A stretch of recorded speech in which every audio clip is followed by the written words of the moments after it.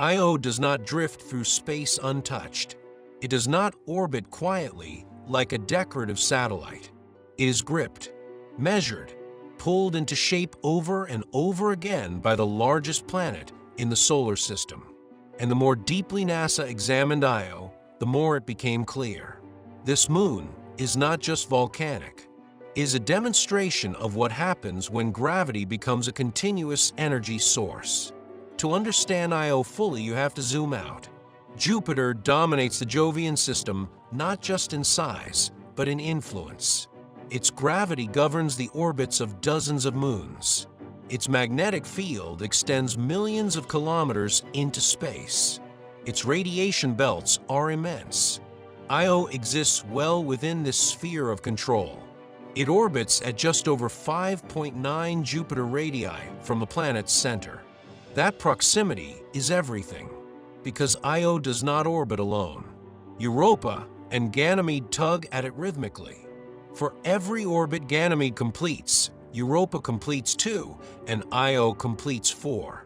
This resonance prevents Io's orbit from becoming circular. If Io's orbit ever circularized completely, tidal heating would decrease dramatically. But the resonance injects energy continuously. It is a gravitational pump. Each orbit slightly reshapes Io's path.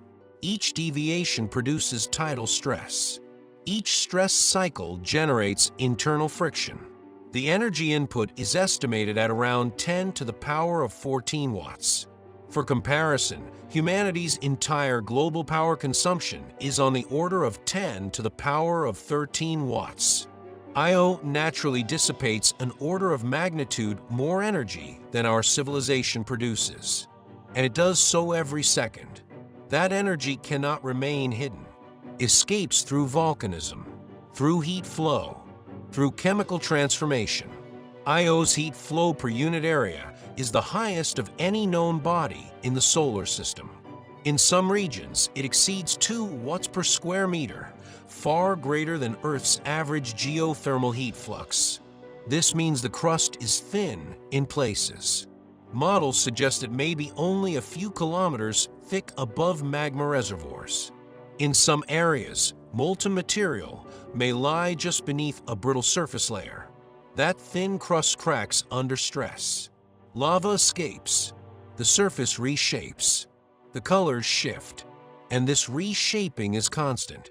Comparative imaging over decades shows entire volcanic centers fading and new ones igniting. Some hotspots persist for years. Others erupt explosively and vanish. Lava lakes crust over and then overturn. Pilin Patera, one of Io's volcanoes, produced a massive eruption observed by Galileo, covering thousands of square kilometers with fresh, dark material. These are not small-scale geological events. They are continent-sized transformations. And yet Io has no atmosphere thick enough to carry ash clouds across hemispheres. No wind to transport dust. Most volcanic material follows ballistic trajectories, arching upward, then falling back in ring patterns. The surface becomes a map of eruption geometry. Red rings mark sulfur-rich plumes. Dark flows indicate silicate lava. Bright deposits suggest sulfur dioxide frost. Io is painted by physics. Even the chemistry is extreme. Sulfur exists in multiple allotropes, different structural forms depending on temperature.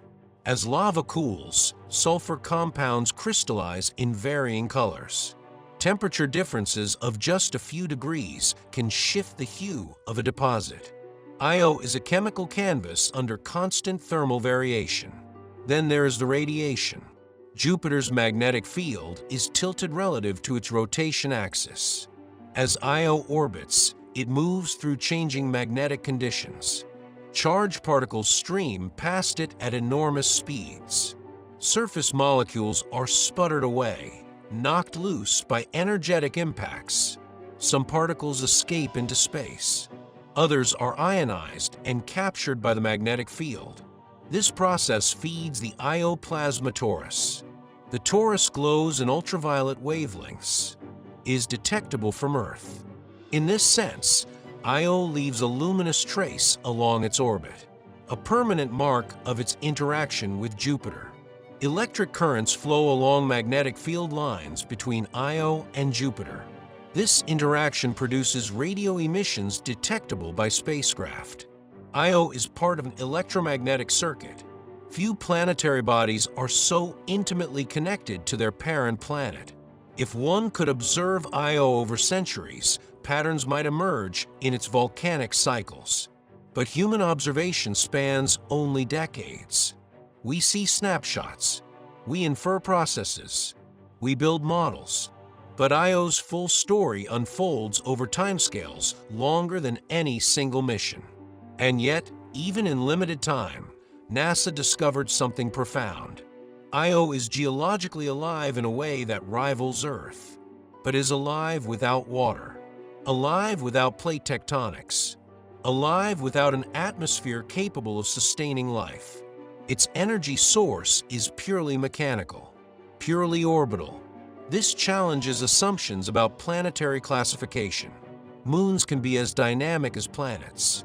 Small bodies can outperform larger ones in internal activity. Location matters more than size. And then there is the psychological perspective. Imagine standing on Io's subjovian hemisphere, Jupiter fixed in the sky, not rising or setting, just there, immense, its cloud bands visibly rotating over hours, lightning storms flickering in its atmosphere, the great red spot turning slowly. You would feel small in a way Earth rarely makes us feel. Above you, black sky even at noon. Below you, ground that may crack at any moment. In the distance, a volcanic plume rising silently. No wind carries sound.